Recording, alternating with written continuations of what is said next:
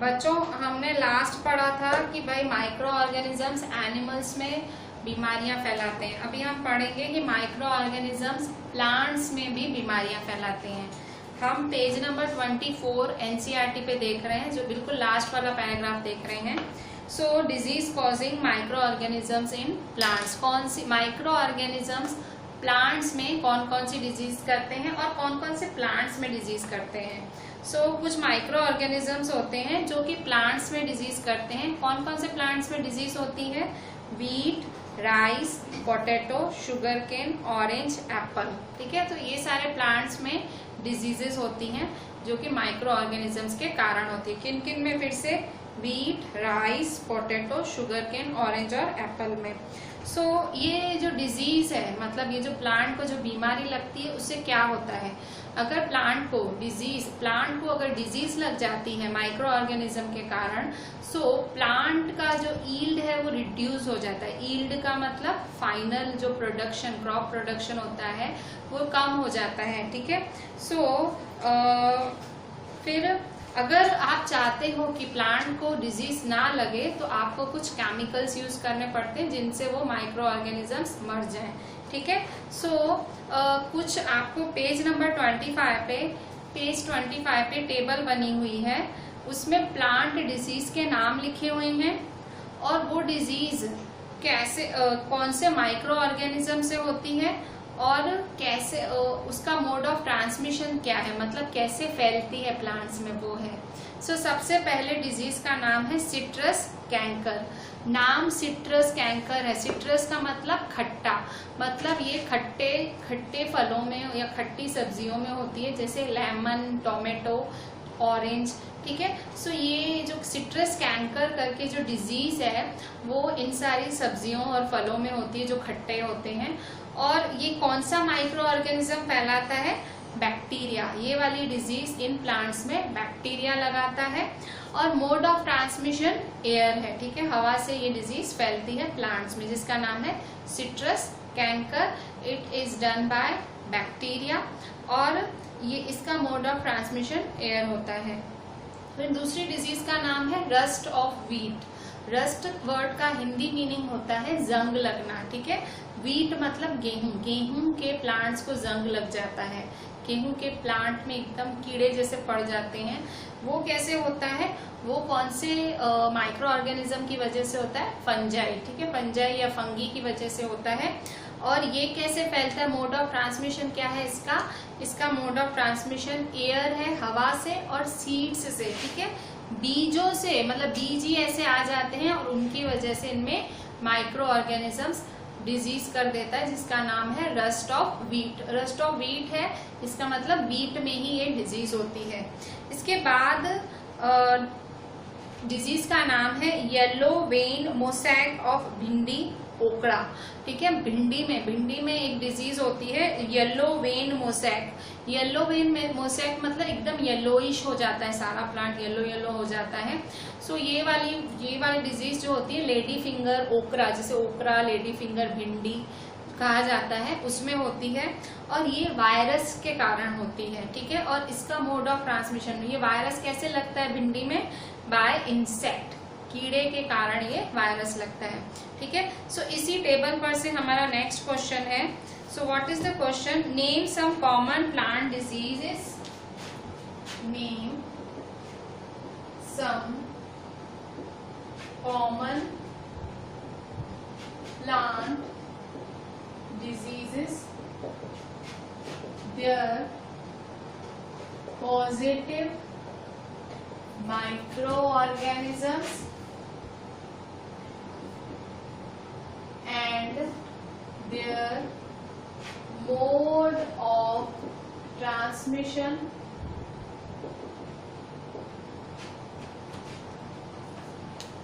ठीक है, and their mode of transmission. Answer में आपको ये एनसीईआरटी वाली टेबल ही बना देनी है, क्योंकि देखो नाम लिखा हुआ है, फिर माइक्रो ऑर्गेनिज्म का नाम है, फिर मोड ऑफ ट्रांसमिशन। जो ये मांग रहा है वो पूरा आंसर वही है।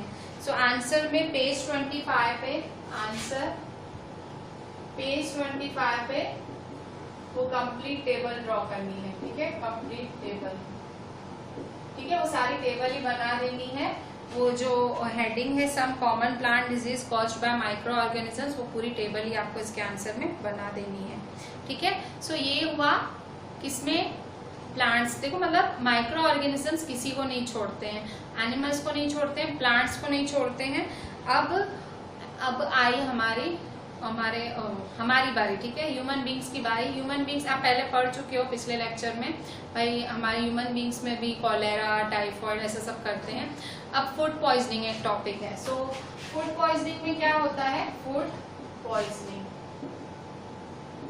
ठीक है, सो फूड पॉइजनिंग आपको तो नाम से ही पता चल गया होगा। फूड पॉइजनिंग आपको समझाया गया है आपके एनसीईआरटी पेज 25 में। जो भूजो है, इस कहानी का जो कैरेक्टर भूजो है, वो उसको उसके फ्रेंड ने इनवाइट किया था पार्टी में, और वहां उसने बहुत कुछ खाया भूजो ने। जब वो घर आया तो भूजो वॉमिट करने लगा और उसे हॉस्पिटल ले गया, और हॉस्पिटल जाके पता लगा उसकी मदर को कि भूजो की ये कंडीशन फूड पॉइजनिंग के कारण हुई है। सो अब पॉइजन, खाने में जहर, अगर फूड पॉइजन का हिंदी करो तो खाने में जहर। ठीक है, सो मतलब फूड कब जहर बन जाता है, खाना कब जहर बन जाता है आपके लिए। सो फूड पॉइजनिंग कब होता है, फूड पॉइजनिंग जब आपका खाना खराब हो जाता है, स्पॉइल हो जाता है माइक्रो ऑर्गेनिजम्स से, उसे हम फूड पॉइजनिंग कहते हैं। जब आपका खाना फूड स्पॉइल हो जाता है माइक्रो ऑर्गेनिजम्स से, तो हम कहते हैं कि भाई फूड पॉइजन हो गया। ठीक है, खाना जहर बन गया। So micro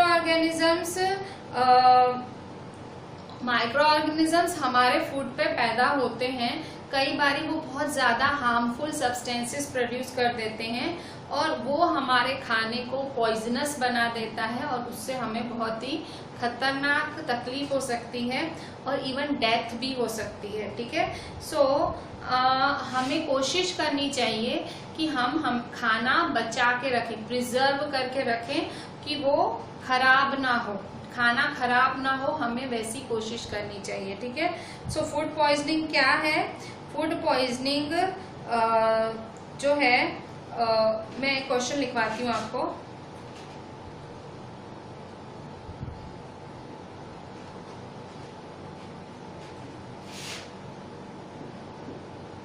What is the condition of food poisoning? ठीक है, फूड पॉइजनिंग होता क्या है, मतलब फूड पॉइजनिंग में होता क्या है। So food poisoning page number 25 पे वो पहेली वंडर्स हाउ फूड पॉइजन लिखा, उसके नीचे वाला पैराग्राफ है, उसके नीचे वाला पैराग्राफ, उसमें इसका आंसर लिखोगे।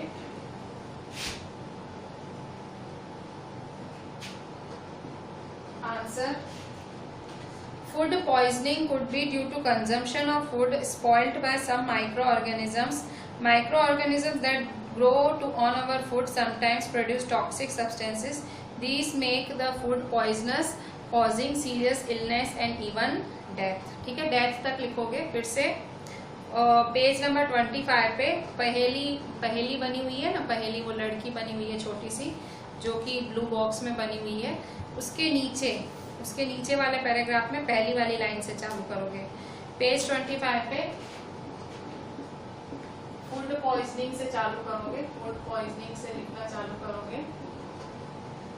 Food poisoning could be due to, ठीक है, food poisoning could be due to, वहां से लेकर इवन डेथ तक। ठीक है, इवन डेथ। ठीक है, microorganisms that grow on our food sometimes produce toxic. These make the food poisonous, causing serious illness and even death. ठीक है, अच्छा, तो हमने फूड पॉइजनिंग में क्या सीखा, फूड पॉइजनिंग में सीखा हमें कोशिश करनी चाहिए कि हमारा खाना बिगड़े नहीं, और हमें हमारे खाने को प्रिजर्व करके बचा के रखना चाहिए। अब सवाल ये आता है खाने को बचाएं कैसे। ठीक है, फूड को प्रिजर्व कैसे करें। प्रिजर्व करना मतलब बचा के रखना, ऐसे बचाना कि वो खराब ना हो, स्पॉइल ना हो। सो फूड प्रिजर्वेटिव हमारा नेक्स्ट टॉपिक इसी पर से है। पेज 25 पे last paragraph, that is food preservative. So food preservative क्या है? आपने चैप्टर 1 में पढ़ा था कि बहुत सारे मेथड्स होते हैं जिससे आप प्रिजर्व कर सकते हो और स्टोर कर सकते हो फूड ग्रेन्स को। पर वो फूड ग्रेन्स को आपने जो चैप्टर 1 क्रॉप प्रोडक्शन में पढ़ा था उसमें आपने पढ़ा था ग्रेन्स को कैसे स्टोर करने का, आपने पढ़ा ग्रेनरीज में करने का, फिर नीम के पत्ते डालने का, ये सब आपने पढ़ा। पर पका हुआ खाना, कुक्ड फूड कैसे स्टोर करने का।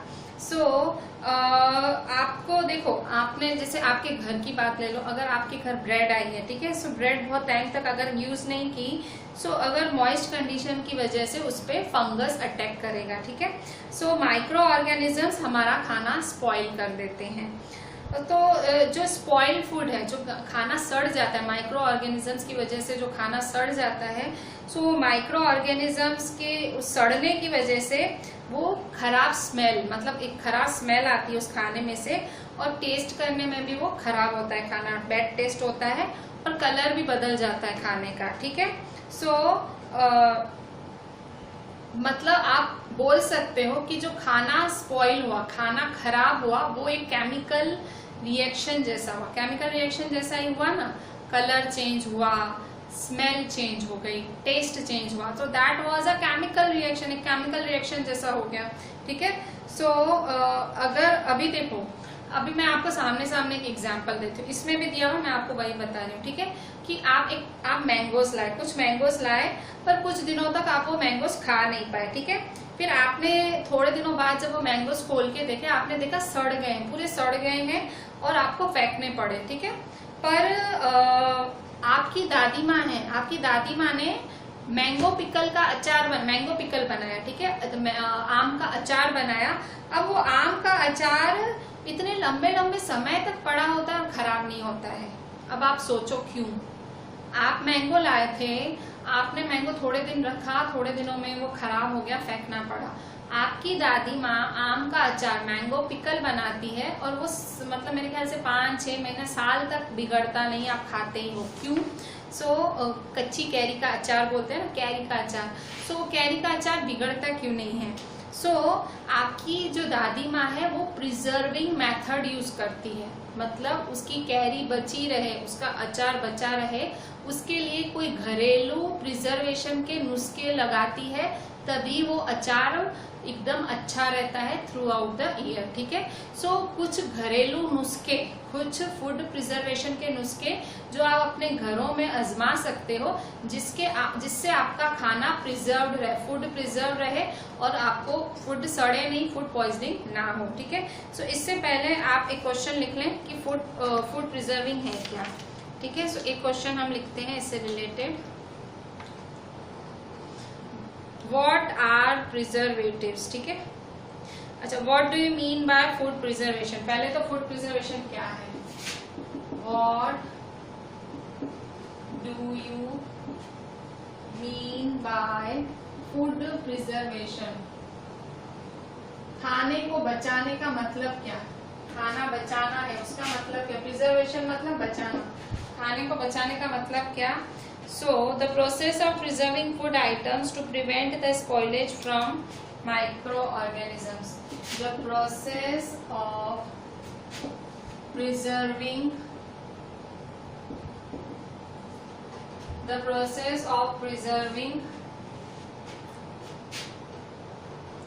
food items. The process of preserving food items to prevent its spoilage from microorganisms, ठीक है। वो प्रोसेस जो आप यूज करते हो खाने को प्रिजर्व करना, मतलब बचा के रखने के लिए, ताकि वो स्पॉइल ना हो, खराब ना हो माइक्रो ऑर्गेनिजम्स के कारण, is called food preservation, is called food preservation, जिसे कहा जाता है खाने को बचाना, फूड प्रिजर्वेशन, ठीक है। वो प्रोसेस जो आप यूज करते हो खाने को बचाने के लिए ताकि खाना सड़े नहीं, that is called food preservation. ठीक है। सो फूड प्रिजर्वेशन में क्या है, ठीक है। सो केमिकल मेथड हम कहेंगे, पेज नंबर 26 पे केमिकल मेथड, ठीक है। सो केमिकल मेथड कैसे यूज करते हैं, देखो। सो सबसे पहला है केमिकल मेथड, आप केमिकल्स डाल के अपना खाना बचा सकते हो। सबसे पहला तरीका है केमिकल मेथड, ठीक है। सो हम पहले तो हम नाम लिख लेते हैं, ठीक है। What are the methods, what are the different methods used for food preservation, खाने को बचाने के लिए कौन कौन से तरीके यूज हो सकते हैं, खाने के बचाने के लिए कौन कौन से तरीके यूज हो सकते हैं। तो आंसर पहला तरीका है केमिकल मेथड। आप केमिकल्स डालो आपके खाने में। आप बोलते हैं ना बाजार में ये सॉस वगैरह, सॉस, जैम, ये सब जो बाजार की चीजें आती हैं, ठीक है, बाजार से खरीदते हो। सॉस मतलब 2-2, 3-3 महीने चलती है, आपकी जैम पड़ी रहती है, खराब नहीं होती है क्योंकि उसमें बहुत सारे केमिकल्स डाले हुए होते हैं। So first is chemical method, ठीक है। So first one is chemical method, ठीक है।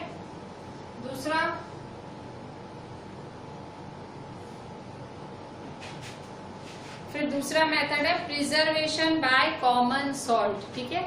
नमक डाल के भी चीजों को बचाया जाता है, ये हम डिटेल में पढ़ेंगे। Preservation by common salt,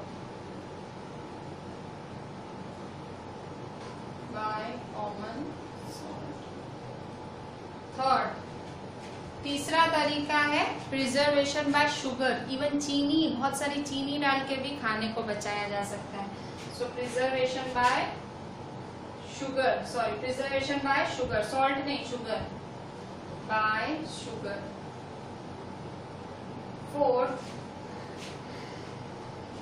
preservation by oil and vinegar, तेल और विनेगर। विनेगर मतलब सिरका, एकदम व्हाइट कलर का कलरलेस लिक्विड आता है, दैट इज विनेगर, ठीक है। So preservation by oil and vinegar, preservation by oil and vinegar। Fifth, heat and cold treatments, गर्म और ठंडा करके भी खाने को बचाया जा सकता है, ठीक है। हीट एंड कोल्ड ट्रीटमेंट, जिसको पास्चराइजेशन भी कहते हैं, pasteurisation, heat and cold treatments. Sixth, storage and packing, store अच्छे से सील करके, ठीक है, ड्राई फ्रूट वगैरह को स्टोरेज एंड पैकिंग, ठीक है। सो स्टोरेज और पैकिंग करके भी आप बचा सकते हो, स्टोरेज एंड पैकिंग, ठीक है। तो देखो यहाँ पे हमने ये अलग अलग मेथड्स देखे, ठीक है। अब हम एक एक को समझते हैं। तो सबसे पहला है केमिकल मेथड, पेज 26 पे सबसे पहला केमिकल मेथड, ठीक है। सो केमिकल मेथड क्या है, केमिकल मेथड देखो, पहले तो जनरली घर पे हम खाना कैसे बचाते हैं। सो सॉल्ट और ऑयल ज्यादा डाल के हम खाना बचाते हैं, बहुत ज्यादा सॉल्ट और बहुत ज्यादा ऑयल डाल के हम खाना। आपकी मदर, आपको पता है चटनी बनती है, इमली की चटनी बनती है खट्टी। सो आपकी मदर जब इमली मंगवाती है ना बाजार से, वो बहुत सारा सॉल्ट डाल के उसमें रखती है कि इमली खराब ना हो जाए। सो ये घरेलू तरीके हैं, बहुत सारा सॉल्ट डाल के हम प्रिजर्व करते हैं। इवन ऑयल, बहुत ज्यादा ऑयल डालते हैं। अचार बनाती है आपकी मदर, अचार पिकल बनाती है, बहुत सारा ऑयल डालती है, एकदम ऑयली ऑयल टपकता है। सो ऑयल इतना ज्यादा क्यों डालती है कि वो अचार खराब ना हो, ठीक है। सो सॉल्ट और एडिबल ऑयल मतलब खाने का तेल। सो सॉल्ट और एडिबल ऑयल है, वो एक कॉमन मेथड है आपको चीजों को प्रिजर्व करने का, चीजों को बचाने का एक कॉमन मेथड है, जिससे आप जो माइक्रो ऑर्गेनिजम्स की ग्रोथ है उसको रोक सकते हो, ठीक है। सो इसीलिए इन्हें प्रिजर्वेटिव्स कहा जाता है, ठीक है। सॉल्ट, एडिबल ऑयल्स, इन्हें प्रिजर्वेटिव कहा जाता है क्योंकि वो माइक्रो ऑर्गेनिजम्स की ग्रोथ को कंट्रोल करते हैं। और इसके अलावा हम पिकल्स में, अगर मैं पिकल्स की बात लूं तो हम क्या करते हैं, हम लोग उसमें सॉल्ट मिलाते हैं, मैंने पहले ही बताया, इवन एसिड मिलाते हैं, ठीक है। एसिड मतलब एक तरह का सिरका, ठीक है, विनेगर मैंने नाम लिया था। सो वैसी हम चीजें डालते हैं जैसे उस पे माइक्रोब्स अटैक ना करें, ठीक है। So sodium benzoate and sodium metabisulphite are common preservatives, ठीक है। सो केमिकल मेथड में दो केमिकल्स के नाम दिए गए हैं आपकी एनसीईआरटी में, सोडियम बेंजोएट और सोडियम मेटाबाइसल्फाइड। और ये जैम्स में स्क्वैशेस मतलब एकदम, स्क्वैश का मतलब एक जूस जैसा होता है, ठीक है, गाढ़ा बहुत ही थिक जूस होता है स्क्वैश, ठीक है। मतलब कहते हैं कि नेचुरल फ्रूट्स से बना हुआ होता है, वैसा बोलते हैं। टू चेक देयर स्पॉइलेज, तो जैम्स और स्क्वैश में डाला जाता है ये दो केमिकल्स। कौन से केमिकल्स? सोडियम बेंजोएट और सोडियम मेटाबाइसल्फाइड। आप इवन जैम की बोतल लेना, उस पे ये दो नाम आपको दिखेंगे, ठीक है। और कोई स्क्वैश आपने खरीदा हो समर सीजन में, उसमें देखना सोडियम बेंजोएट और सोडियम मेटाबाइसल्फाइड, ये दो केमिकल्स के नाम आपको आपकी जैम की बोतल पे शायद दिखेंगे, ठीक है। सो हम पहले इस पर से हमारा एक डेफिनेशन लिख लेते हैं, डिफाइन प्रिजर्वेटिव्स, ठीक है। प्रिजर्वेटिव्स क्या होते हैं? व्हाट आर प्रिजर्वेटिव्स, ठीक है। Define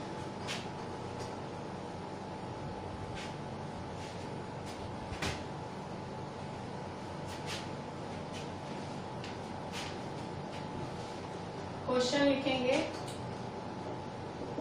define preservatives, name some common preservatives, also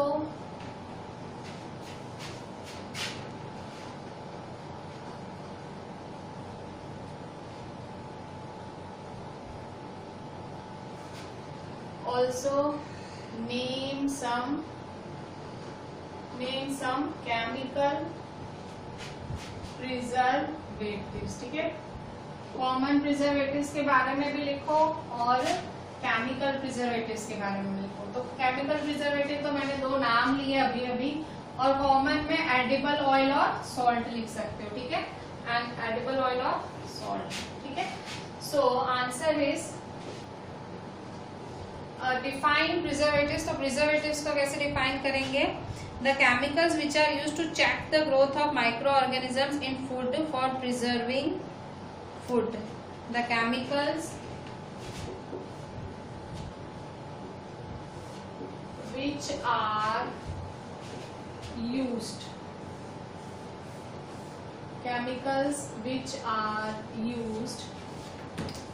the chemicals which are used to check the growth of microorganisms. The chemicals which are used to check the growth of microorganisms, ठीक है। Microorganisms used to check the growth of microorganisms in food for preserving food. In food for preserving food, खाने को बचाने के लिए। In food for preserving food are called preservatives. Are called preservatives, ठीक है। सो chemicals जो कि खाने को चेक द ग्रोथ मतलब रोकने के लिए, चेक करना मतलब ग्रोथ को रोकना, ठीक है। खाने में माइक्रो ऑर्गेनिजम्स की ग्रोथ को रोकने के लिए जो प्रिजर्विंग फूड मतलब जो बचाने के लिए जो खाना यूज किया जाता है, चीज यूज की जाती है, उसे हम प्रिजर्वेटिव कहते हैं, ठीक है। सो कॉमन है sugar, salt, oil and vinegar, ठीक है। Sugar, salt, oil and vinegar are some common preservatives, ठीक है। शुगर, सॉल्ट, ऑयल और विनेगर कुछ कॉमन प्रिजर्वेटिव्स हैं। और केमिकल प्रिजर्वेटिव्स कौन से हैं? तो आपके एनसीईआरटी में है सोडियम बेंजोएट और sodium metabisulphite. Sodium benzoate and sodium metabisulphite, ठीक है। So sodium benzoate and sodium metabisulphite, ये दो कॉमन केमिकल प्रिजर्वेटिव्स हैं, ठीक है। सो इस तरह से ये सारे प्रिजर्वेटिव्स यूज होते हैं। फिर इसके बाद हम मेथड पढ़ रहे हैं, आपकी एनसीईआरटी में पेज 26 पे सेकंड मेथड है प्रिजर्वेशन बाय कॉमन सॉल्ट। नमक यूज करके कैसे बचा सकते हो।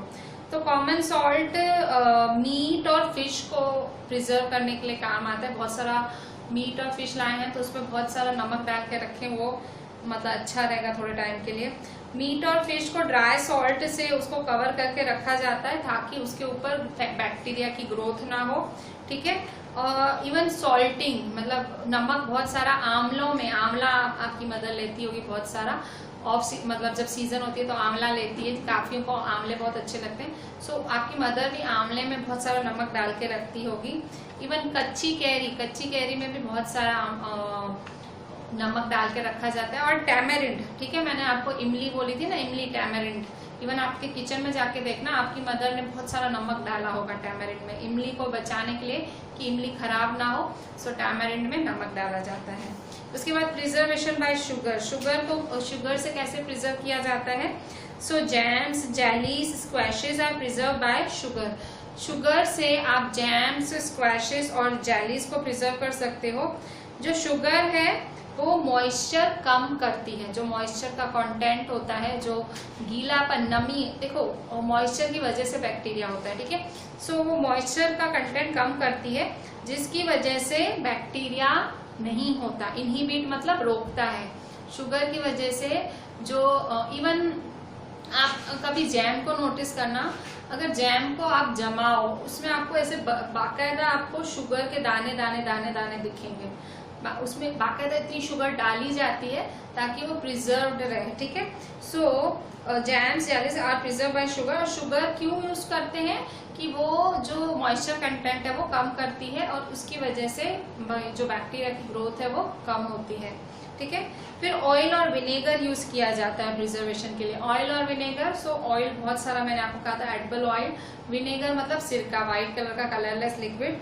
सो विनेगर, ऑयल और विनेगर अचारों में यूज होता है, पिकल्स में यूज होता है, क्योंकि बैक्टीरिया ऐसे एनवायरनमेंट में रह ही नहीं सकता है, वो ऑयली एनवायरनमेंट में बैक्टीरिया रह ही नहीं सकता है।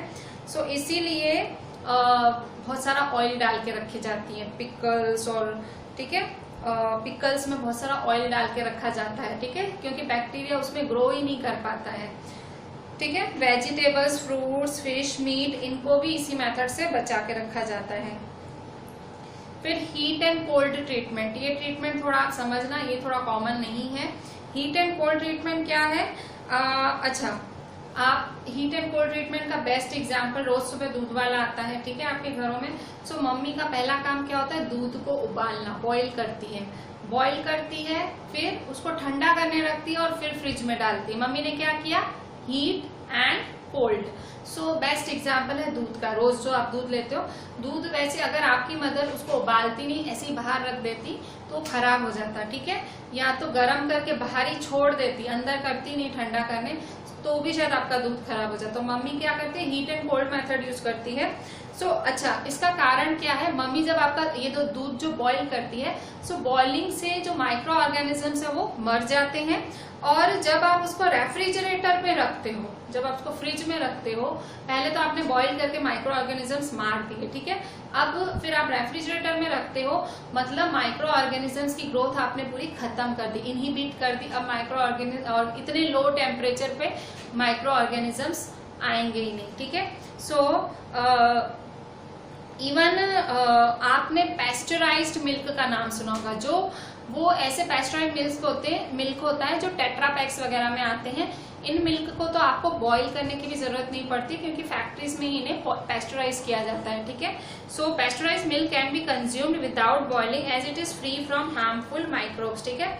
जो पेस्चराइज्ड मिल्क होते हैं, इनको आप बॉइलिंग के बिना, मतलब घर पे आए ना, बॉयल के बिना आप इसको यूज कर सकते हो। ई फैक्ट्रीज में पेस्चराइज किया जाता है, ठीक है। कैसे ही महंगा आता है, टेट्रा पैक वगैरह में आता है पेस्चराइज मिल्क, मतलब ऑलरेडी बॉयल किया हुआ, ठंडा किया हुआ आता है। सो ये मिल्क को फैक्ट्रीज में कैसे बनाते हैं? सो मिल्क को पहले फैक्ट्रीज में 70 डिग्री सेल्सियस तक 15 से 30 सेकेंड तक उबाला जाता है और फिर उसे एकदम चिल किया जाता है, एकदम ठंडा करके फिर स्टोर किया जाता है। सो इस तरह से ये जो ठीक है 6 लेयर टेट्रा पैक में ही आता है। सो इससे क्या होता है, इससे जो माइक्रोब्स की ग्रोथ है वो रुक जाती है। और ये जो मेथड है पेस्चराइजेशन, ठंडा करो, गरम करो फिर ठंडा करो, ये मेथड पेस्चराइजेशन कहा जाता है। इस मेथड को पेस्चराइजेशन कहा जाता है। और ये पेस्चराइजेशन मेथड लुइस पैस्टर करके साइंटिस्ट थे, उन्होंने डिस्कवर किया था। तो उनके नाम पर से पेस्चराइजेशन मेथड को नाम रखा गया है, ठीक है। सो पेस्चराइजेशन कौन सा मेथड है? पेस्चराइजेशन मेथड में चीज को पहले गर्म किया जाता है ताकि उसमें से माइक्रो ऑर्गेनिजम्स मर जाए, फिर उस चीज को ठंडा किया जाता है फुल, ताकि माइक्रो ऑर्गेनिजम्स ग्रो ना कर पाए, बैक्टीरिया ग्रो ना कर पाए। और क्योंकि ये मेथड लुइस पास्टर ने बताया था, तो इसलिए इस मेथड का नाम है पेस्चराइजेशन, ठीक है।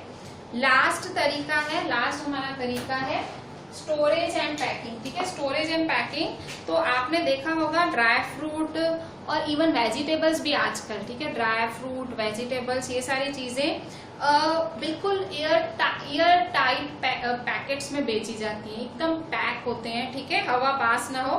क्यों? एयर टाइट पैक में मतलब माइक्रो ऑर्गेनिज्म अटैक ना कर पाए, ठीक है। माइक्रो ऑर्गेनिज्म के अटैक से बचाने के लिए ड्राई फ्रूट, इवन वेजिटेबल्स भी बिल्कुल पैक करके बेचे जाते हैं, ठीक है। So this was a very simple topic of preservation. अच्छा, अब हमारा नेक्स्ट टॉपिक है आपकी एनसीईआरटी पेज 26 में नाइट्रोजन फिक्सेशन, ठीक है।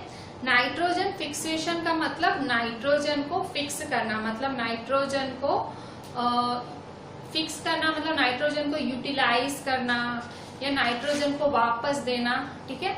सो नाइट्रोजन फिक्सेशन में क्या है, आपने 6th और 7th स्टैंडर्ड में एक बैक्टीरिया का नाम पढ़ा होगा, राइजोबियम बैक्टीरिया, ठीक है। आपने एक नाम पढ़ा होगा राइजोबियम, ठीक है, राइजोबियम बैक्टीरिया, ठीक है। सो राइजोबियम बैक्टीरिया क्या है? सो राइजोबियम बैक्टीरिया में इसमें आपने पढ़ा होगा कि ये फिक्स करती है, नाइट्रोजन बैक्टीरिया फिक्स करती है नाइट्रोजन को लेग्यूमिनस प्लांट्स पे, ठीक है। It is involve in the fixation of nitrogen in the leguminous plants, मतलब फिक्स करना मतलब देना, ठीक है।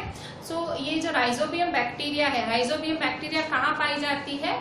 Leguminous plants. लेग्यूमिनस प्लांट्स मतलब मूंग वगैरह, जो मूंग वगैरह के प्लांट्स होते हैं उनके रूट नोड्यूल्स में नीचे पाई जाती है, यहाँ राइजोबियम बैक्टीरिया पाई जाती है। और इसके ये है ना ऑटोमेटिक यहाँ इसको नाइट्रोजन देती है, रूट्स को क्या देती है? नाइट्रोजन फिक्स करती है, मतलब रूट्स में नाइट्रोजन फिक्स करती है, उनको नाइट्रोजन देती है, ठीक है।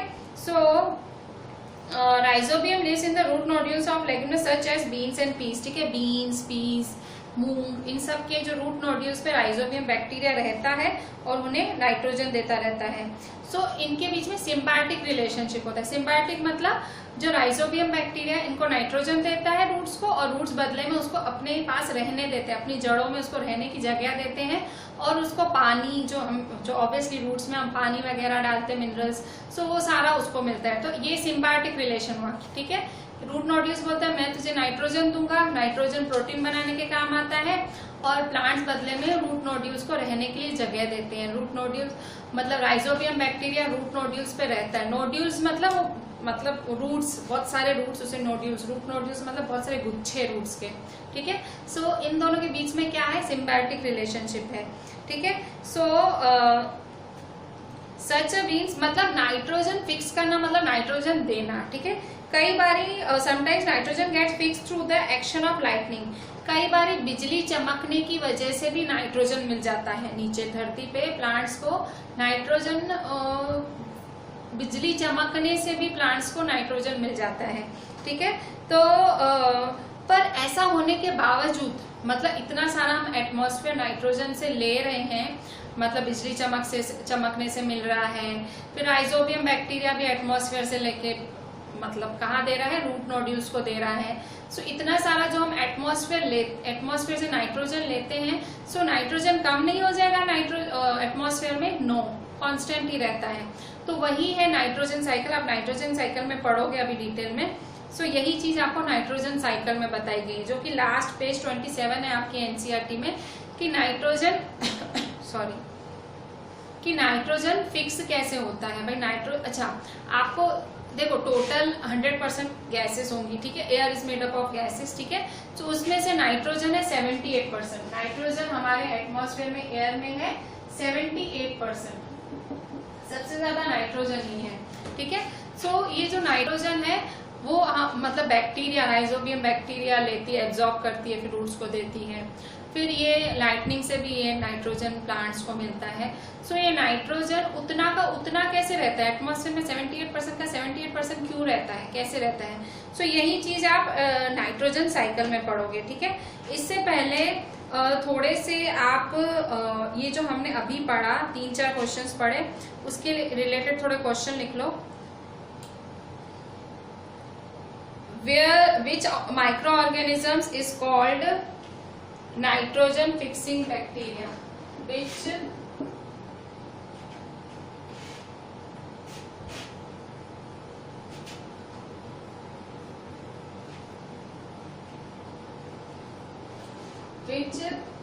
microorganism is called nitrogen fixing bacteria. कौन से माइक्रो ऑर्गेनिज्म को नाइट्रोजन फिक्सिंग बैक्टीरिया कहा जाता है। और क्वेश्चन है where do they commonly live, where do they commonly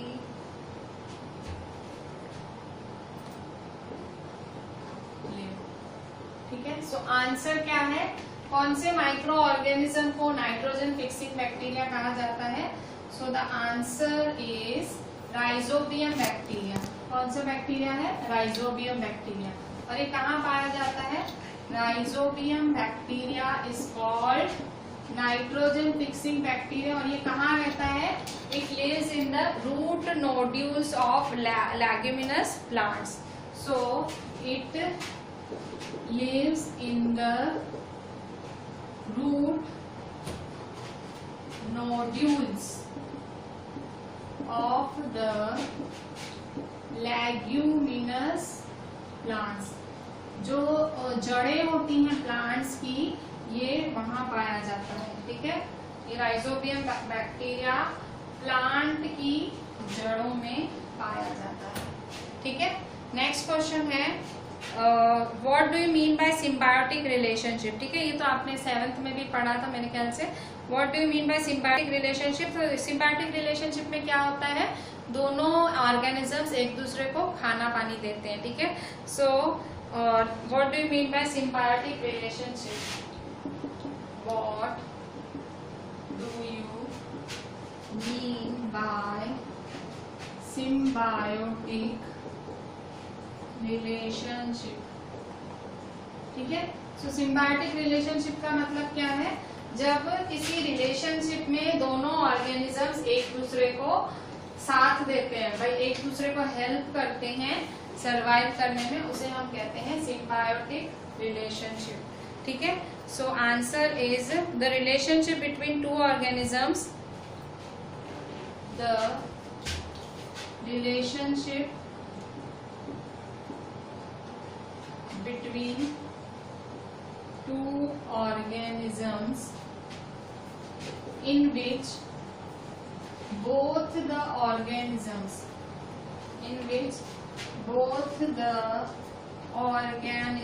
दोनों organisms both the organisms are benefited, मतलब दोनों को फायदा होता है, in which both the organisms are benefited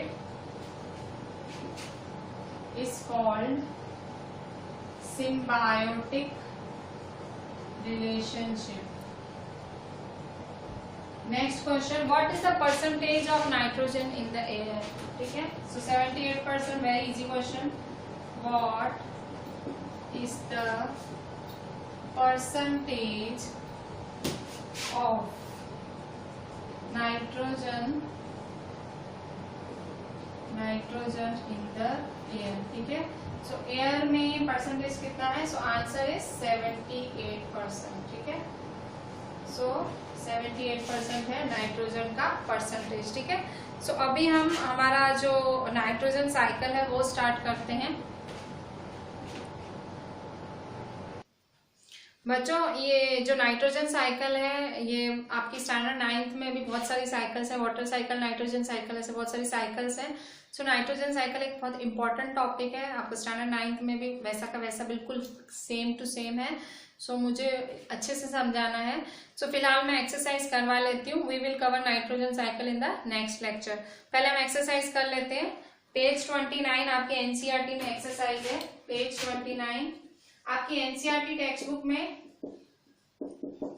ठीक है, आप चाहो तो जो ऑब्जेक्टिव्स ब्लैंक्स हैं आप उसी में ही भर देना आंसर. पहले क्वेश्चन आंसर्स आप नोटबुक में लिखना, बाकी आप मुझे फिर व्हाट्सएप फोटो करो तो आप मुझे पहले आपकी एनसीईआरटी की टेक्स्ट का एक फोटो व्हाट्सएप करना. ठीक है, सो क्वेश्चन 1 है fill in the blanks. NCERT question solve में क्वेश्चन पेज 29 पे fill in the blanks. Question 1 A. Microorganisms can be seen with the help of a blank. Microorganism किससे देखे जाते हैं? Blank.